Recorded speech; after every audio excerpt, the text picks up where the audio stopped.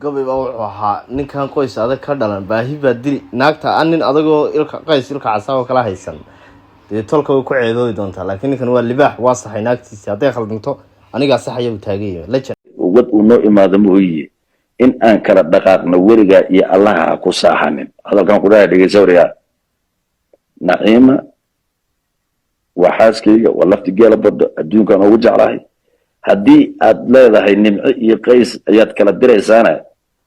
ilaa aad ka dhimanayso waxaan ku dhahay dhegeys ilaa aad ka dhimanayso oo ay nafta kaa baxayso oo taada ay ka gelayso ani naciima saanaan wada joogaynaa hadalkan ku dhahay dhegeys waraa faataalow waan ku aqaanaa naagaha dariishada u kala qaybisa mayga wax aad baan ugu xumay boqortooyadii baa joogtay iyo ogaasyadii ayaa joogo inaan ku dheeraadana ma rabin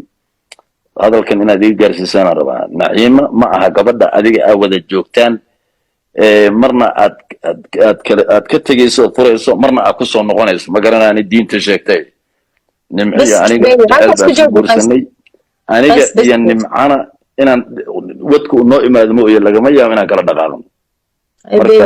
arrintan aad mikrofoonka la wareegayso weli way kugu yartaan ku dhahay hadda ka hor nimco qof codkeeda shabahaya intaa keentay shabahaya maahay gabadhan hadda adiga ku shaqaysatay aad dhahday qays reerkiisa reer warfaasheega aad ku dhahday qabiilkay tahayna soo ogaaday still waa in adeertay gabar sacda weeye codkeeda hataa naciima 6 bilood train meel baad u geysaa hataa codka shabah oo matal baa hataa 6 bilood baa meel ku haysa kor sida qof oo military haddana nin kale taa 6 bilood meel ku hayso qays codkiisa matal baad leedahay cimrigaad inta ka dhiman saana noo daba soconaysaa haddaan kuu sheegayaa faataalow aniga nimco ma kala tegayno inaan dhibmanno oo wad noo imaado mooye xaaskaygana adduunkaan ugu jeclahay hadday khaldantana qof bini aadan weeye qaladka ay geysatay anaa saxaayo anaa ninkeeda anaa ka mas-uula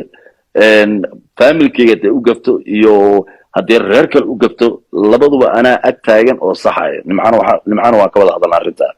faataalkaasna arrintaa iga gaarsiiya u sheega arrintu leeyahay haddaan nimco furo asaga maan guursanaa waaye aniga ma dila calisay adi maa ku bambeeya marka waaye haddaan nimco kala tagno naag baa tahay